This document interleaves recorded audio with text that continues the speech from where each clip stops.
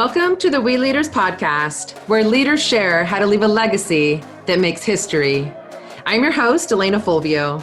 As a 13-time world record-holding skydiver and Olympic development athlete, psychic intuitive, and former Silicon Valley in-house talent advisor for some of the most legendary leaders and successful companies in history, there is a new bar being set for leadership.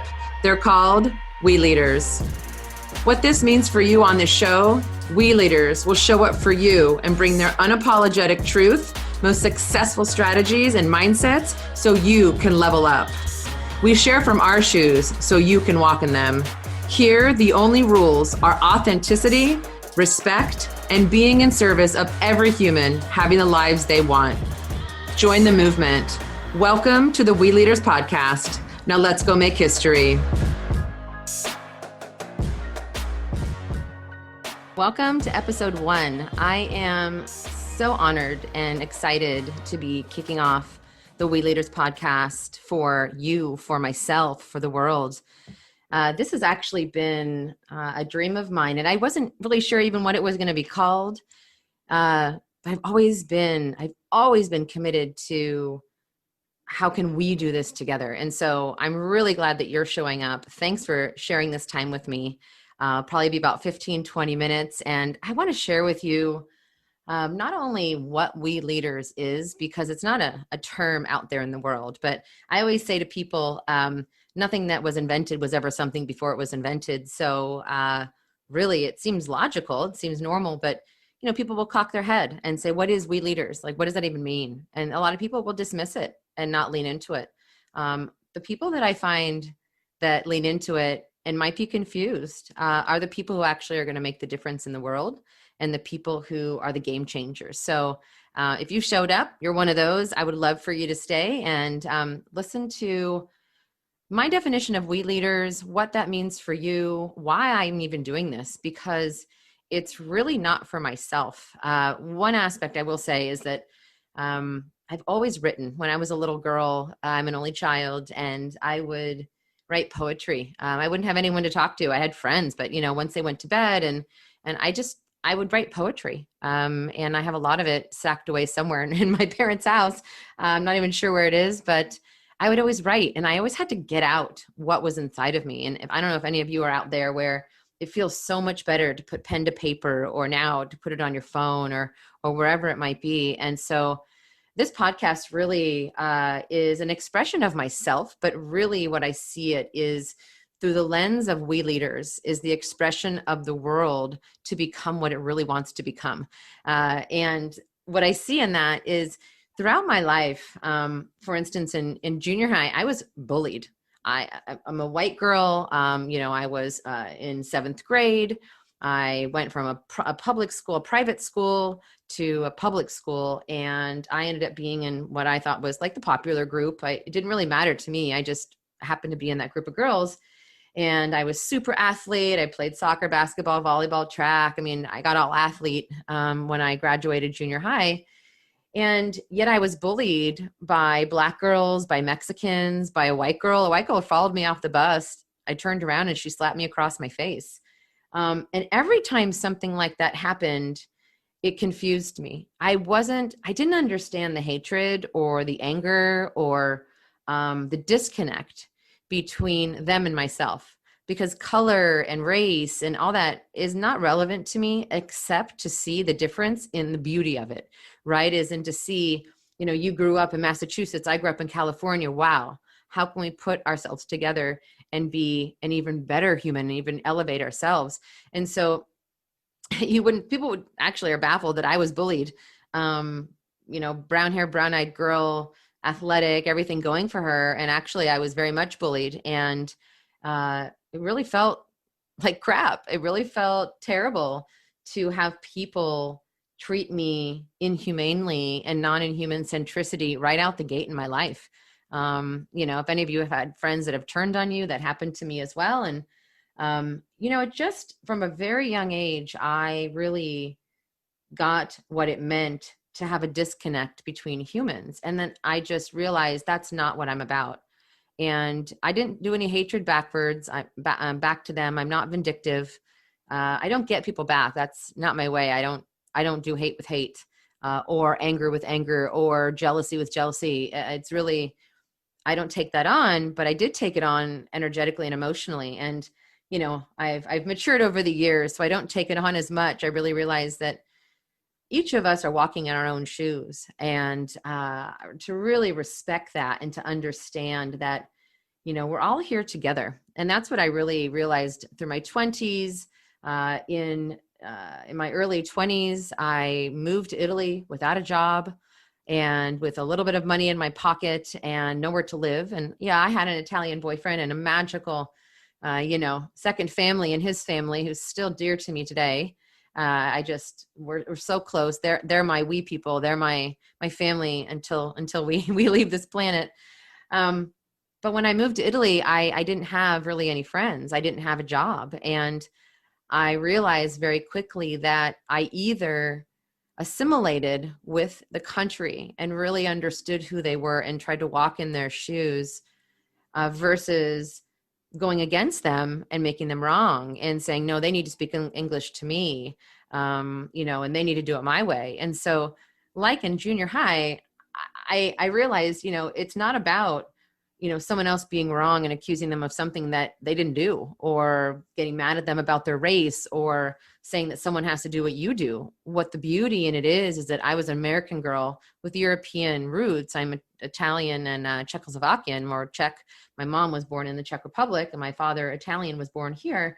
And I'm very much from European roots. But when I went over there, I didn't say this to myself, but I really saw it as our journey. My journey into Italy and living there was my we journey, was the journey of how do we do this together? Because if I didn't know Italian, I would have a conversation with someone who didn't know English. And I realized in that moment, the only way to actually communicate with each other is to drop everything but love. And I realized from that moment, from the hatred that I got from the girls in junior high and the bullying, which I don't hate them for. I'm not wrong them for. There were things going on for them that I don't know to this day, and I've learned a lot. So, fast forwarding, I moved back from Italy. I had an amazing time, and people always ask me, why the hell would you move back from Italy? Well, at that time, really making the kind of money that I was making about $2,000 a month, and I realized my life was, I needed to travel. My soul, I'm a natural born wanderer. I love going to places and countries. I don't know the language. I don't know anybody. I love it because everything's new. Everything's there to explore. And if I don't bring it's our journey together, I'm a solo traveler on this human journey. And so fast forward a few years later, in 2002, I actually found the love of my life, one of them actually. And I was confronted because I came back in the dot bomb. The dot-com had happened to me when I wasn't even around. I'm from the Silicon Valley. I came back to the Silicon Valley in 2001. And really, I got hired as an outside sales rep and was let go 3 months later with the rest of us, and was really at a standstill of what do I do with my life? And I was completely confronted and at a standstill as to my own purpose and my own passion and what I wanted to do. I didn't have community. I didn't feel like I belonged anywhere. And so the we was really missing for me. And I think I felt very gutted, but I hadn't thought about it like that. And out of the blue, I had a friend who was a tandem instructor for skydiving. And I had always told him no. And another friend of mine, Hank, who always asked me to go skydiving, I said, you guys are crazy, like literally crazy. And long story short, I called up my friend Aaron and I said, I'm coming out.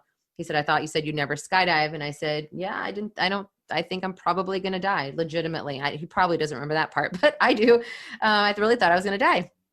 And so I show up on that Sunday and I got in the plane. They got me all dressed, made the skydive. I got down and the videographer looked at me and said, with 2 thumbs up. And he said, wasn't that amazing? And I said, yeah, with 2 thumbs up. And in my mind, I said, you're such a liar. Fast forward, I did another jump that day and I released everything. And I'll share that on another episode as well, is how I jump into the known over and over again and come out with we on the other end. It's absolutely magic. So in that space with skydiving, People ask me all the time, why do you do skydive? Was it the sport? Was it hard? Was it? And honestly, I have a psychologist. I've had numerous psychologists throughout my life. I think people that challenge you, that can see your blind spots, are brilliant. Call them psychologists, call them friends, call them whatnot. My we tribe, my board of directors that calls me out in fierce love, who says, I'm here for you, to stand for your greatness, not to let you play small and to not challenge you or not to love you into who you are.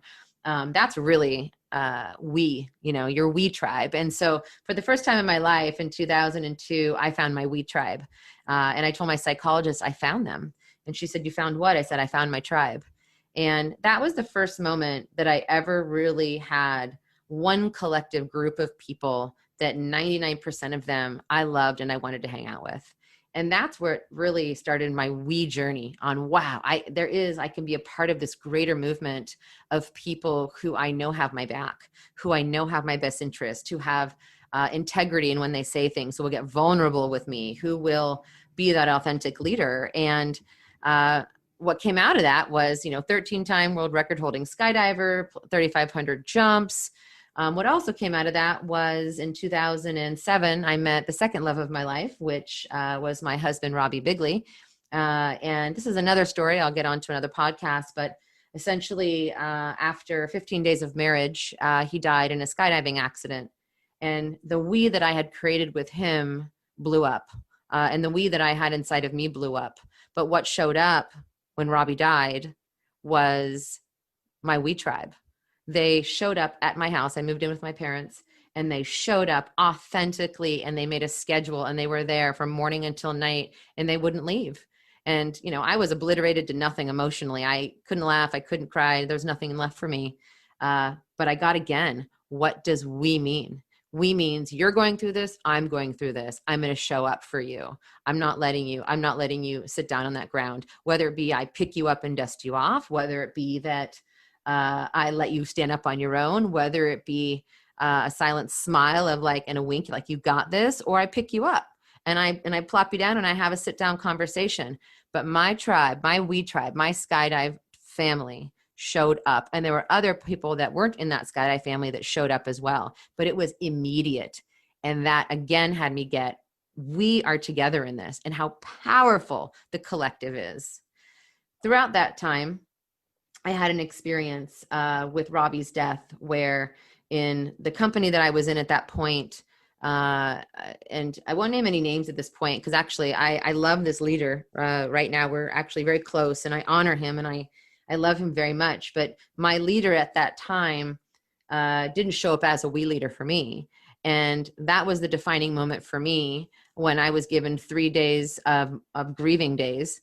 And I was mandated to come back to work and told to go to meetings that I energetically couldn't go to, and made wrong for essentially going through my grieving process, that I was solidified in terms of, wow, what do I want in my life? So if any of you are out there have ever lost anybody, a lot of times you become much more clear when you lose your other part of your we, whether it be a husband, a spouse, or a wife, or a family member, or an animal. I'm an animal advocate, and I love animals. My friends call me the animal whisperer a lot of the times too. They're my we tribe as well. So that was the defining moment for me in corporate America, that I realized that we was far more important than me. Now, let me explain that, because people always say, well, it is your life. And I agree.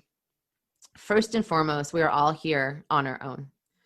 You have your journey, I have my journey, and we must take care of ourselves first. The only way we can give out to others is if we take care of ourselves. I had a girlfriend say one day, she said, I have to give to my children first before I can give to myself. And I said, I don't agree. And I'm not a mom. I'm not a mom of human kids.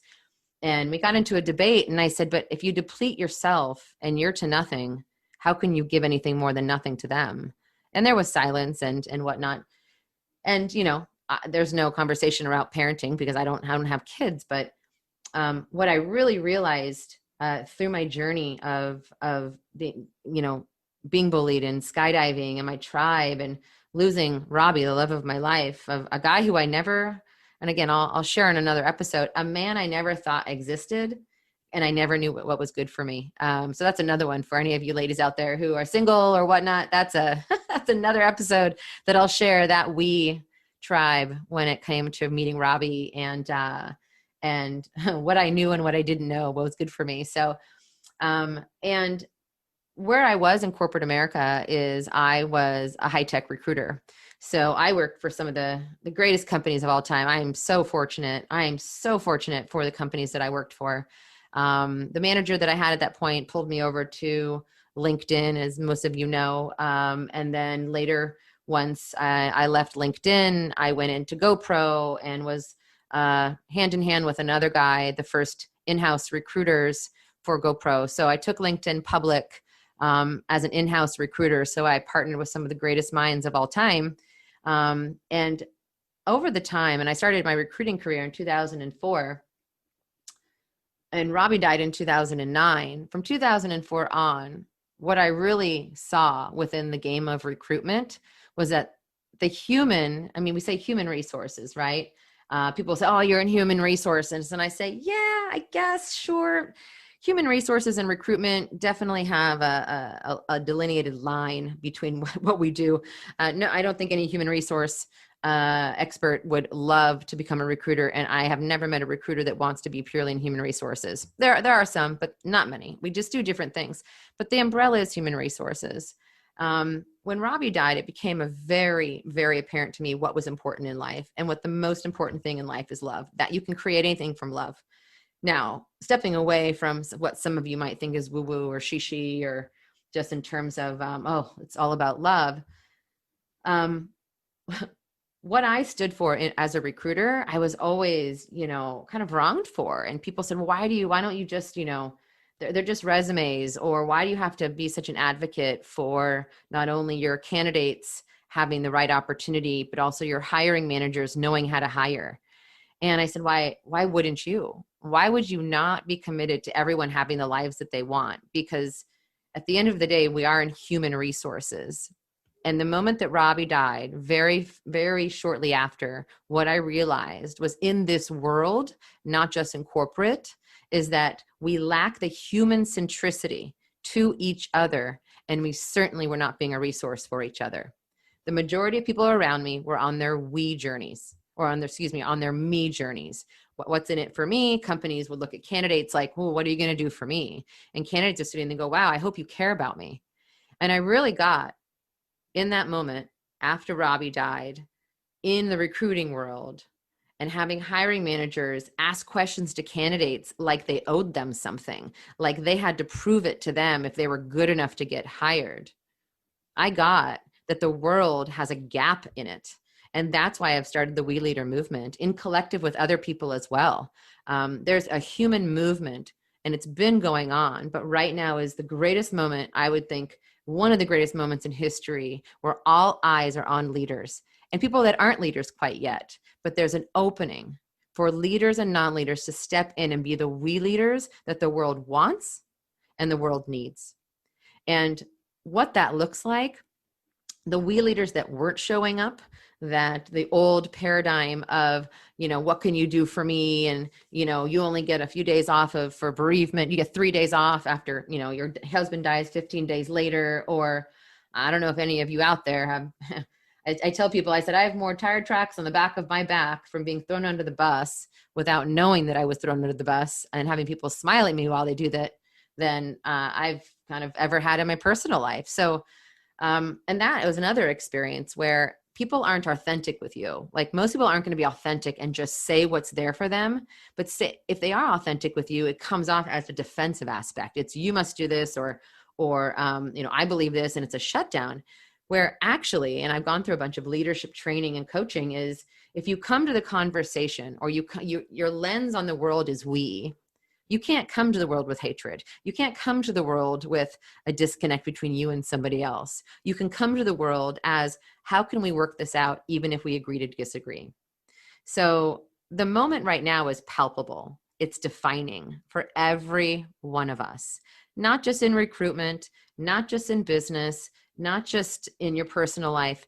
Every bit of your life, the neighbors you live next to, the cashier that checks your grocery out, the person at the gas station, the person that you work with, the person who, it doesn't matter. You cannot achieve your life by yourself. No one ever created history. No one ever made history. No one ever achieved success by themselves. Example, someone made my pillowcase. Okay. Someone made the bike parts that I have on my motorcycle. Someone made the parts on my RV. Someone planted the seed on the plant that I have on my desk here. Someone fueled the plane that I got. It goes on and on. Someone made the cotton, or someone grew the cotton that's for your shirt. You cannot exist without others, but yet the majority of us live in a me reality versus having gratitude and open, authentic conversations through the lens of we. And that's what this movement is really all about. So no other time has ever been so palpable and laser focused on leadership, showing up for them. And there's a lot of people that call themselves leaders, but really that's just the title they're throwing around. They're not committed to we. The greatest leaders, the best leaders, one of my heroes, Martin Luther King, is by far, if I could raise someone, people always ask me, who would you raise up for dinner? Oh, Martin Luther King, hands down. I want to know how he created such a movement in we, where people showed up with love. How did he do that? He didn't show up with hatred. How did Gandhi do it? He showed up in love. Interesting. Look at the pattern. If any of you are interested, I geek out. I say I geek out a lot on theories and philosophy, and someone will say something to me and I'll go do social experiments on the world or social experiments on myself. And I'll see what the consistency is. Look at the greatest positive impact leaders in the world, positive ones. We can talk about some bad ones, Hitler, etc., negative, right? Look at the greatest leaders in the world that created a we culture inside of their movement, their we movement, to create great things in the world. They didn't do it for themselves. They weren't focused on themselves as what can I get out of this? They were focused on locking arms with other people, regardless of race, religion, color, hair type, size, shape. They said, we're in it together. You're my sister. You're my brother. Why? Because you're alive. And that's my mission here. My mission here with the we leaders is really a few things. One is to really let you know that there is a we leader inside of you. And you might have already tapped into it. Some of you say, God, I am that way. I'm not racist, or I see people as myself. Great. You are where you are, and there's more to level up. We will never, any of us, be masters. There is not a master that I've ever met in this world. The Dalai Lama, he's not a master. He's exceptional at what he does. He is consistently learning, and he knows he'll never be a master.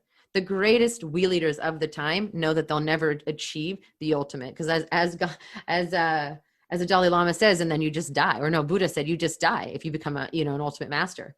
So if you believe that you have we leadership inside of you, amazing. Keep listening to these episodes. Keep going out there and just testing things. See how people react. I guarantee you, when you drop everything and you look through the lens of we, your conversations will change and you will level up. So wherever you are right now, you're perfect. If you've never thought about the we concept, or you've thought about it and thought, I can't do it. I don't know how to meet strangers. And I coach on that all the time. I coach how to meet strangers. I coach women how to travel alone. I mean, my RV trip, when I quit the Silicon Valley in 2014, which is what I did, I couldn't bear it anymore because people were so on their me journeys. My soul was dying, as I said it. In 2014, I quit the Bay Area. I quit corporate America, and I bought an RV and I drove with no plan around the US by myself. And I had the most magical time waking up every morning with nowhere to be, no one to call, and all to create. And what I needed to create in those moments was I needed to know where to go, where to sleep, what was the best place, how was I safe? What are the best apps to use? How do I pick the best RV? I had to create we and go discover what other people knew so that I didn't have to recreate the wheel, and I could be empowered. And then they can be empowered by helping me. And I am friends with the majority of them still. So that's another aspect that I coach on as well. I empower women and men as well, how to not only solo travel, but also specifically in regards to RV. I have my RV. We go out all the time as well. So If you are in remotely thinking you're a we leader, great. Keep showing up and leveling up. If you don't know if you are, keep showing up. You are. I know it. I don't know. I cannot name off the people that are listening right now, but I know that I'm there for you because you're here showing up for yourself, for the possibility that you might learn something. And that right there is a we leader. So I get emotional, by the way. You'll hear me in some of my episodes. I get very touched emotionally when I see people loving themselves, because I've had a battle with loving myself for many, many years. I have the, not worthiness and, am I good enough and whatnot. And actually doing these episodes, doing this podcast took people rallying around me saying, do it, just do it. The world needs to hear you. So my confidence also came from me seeking out the advice and the partnership and the We Tribe that I needed. And they lifted me up where I didn't think I could be. The other aspects in terms of we leadership is there's no better time than right now. All eyes are on every human. What you do right now will define you now and in the future. So as Einstein says, the definition of insanity is doing the same thing over and over again. And no joke, not just in corporate, because I'm in the heart of Silicon Valley. I'm in the toughest market in the world. And 90% of startups fail, just to give you a stat on something, right? 90% of startups fail in the first 3 years. And a big part of it is because their disconnect with how to hire and how to create the connection with people that they have already and the people that they're hiring, right? They don't know how to create we cultures, as I call them. People don't focus on culture first and what's important to me, what's important to them, and how do we create this together? They're so focused on all the different things. And as an entrepreneur, I get it. There's 1,000,056 things to do. And history has shown that culture does not come first. We leaders know that culture is the first thing that you look at. Why? Because culture focuses on inward. What's my we culture? What's my me culture? And then that person sitting across from me, what is their culture? And if I end up hiring or not hiring them or partnering with them in life or dating them or marrying them, if I do, great. We were authentic and true and we can move forward. If we don't end up moving forward together, I can still bring love and honor them for their journey. That's what leadership does. Leadership doesn't hold someone hostage for who they are and make them wrong. We leadership shows up in authenticity and integrity and connectedness. That's who you'll see out there. So it's not always the easiest thing to do because we get triggered. We're humans. I get it. I'm the same way. Every day, there's something that happens that I have to go, all right, what am I going to be in this world? What am I going to commit to? And that's really why I wanted to create this podcast. And some of the episodes are going to be me talking. Some of the episodes I'm going to have, actually, a lot of the episodes I'm going to have are going to be people that I seek out that are strangers to me. Some people I know already, but most of them are going to be strangers that I've never met, that are out there making a difference for the world by their own selves, by creating something on their own and bringing together a tribe to create that so that the world is a better place. And it might sound cheesy as a better place, but you ever met someone who just made your world better because they were who they were? Like, take a moment and think about that, maybe that one person, I don't know, grocery store, a friend, a family member that your heart just goes, yeah, I'm okay with them. Like, I feel safe with them. I know that I'm not perfect, but I can be myself. That's the sign of a we leader. That's who I'm bringing on here for you. And we're going to shake it up. We're going to get to the ugly, the dirty, the amazing, the great, things that people don't usually talk about. This is not a place to hide anything. This is a place for us to get truly into what is at the foundation of human centricity and being a resource for each other so that history doesn't define us. We get to make history. That's the point of the We Leader podcast. That's the point of the We Leaders movement, is so that the world can shift from being focused on me and forcing the boulder up the hill to understanding that there is strength in having my we journey and my me journey. But there is power, and the ultimate power, in linking arms with people who know something that you don't know, that aren't you, and creating that together. And again, it could be just smiling at the cashier at the grocery store. You've just caused a ripple effect that you don't even know how far that will go. And that's what the We Leaders podcast is really doing. We're building up and creating more we leaders in this world so that everyone has their lives. That's what we're doing here. And that's my mission is to really be a catalyst and be a platform for others to be able to voice who they are, what they've gone through, and share their perspectives and strategies so that you can level up. And so I'm just honored you showed up. I am honored you're here today. Thank you for being a part of my We Tribe. You're here. You showed up. You're in my world, and I love you. And I say that honestly. You'll see that. I don't frivolously throw around words. I'm not the kind of person to tell you something that I don't believe. What you see is what you get. And honestly, I'm very, very honored that you showed up to listen for yourself for whatever reason today. And I really hope that you join the rest of the podcast when you can, and take it out into the world and be the difference for yourself and others. So I'll be sharing more about the We Leadership, but I wanted to just start it out with a bit of my story. I know I tend to, as a poet and whatnot and a writer, I tend to kind of go between different scenarios, and I talk fast sometimes, but I'll do my best to really to share. I always will share authentically, but I will do my best to share it in a way that makes sense. So I honor you. Thank you for being on episode 1. I can't wait for you to see the other ones. They're absolutely incredible humans. I mean, these are people who are game changers in the world and have impacted the lives of hundreds and thousands of people, and are doing it from a place of we. And they're thriving. Other people are thriving. It's really actually magnificent. So, and my other thing as well is the guests, you may never have heard their name before, but that's the magic. The magic is in the unknown.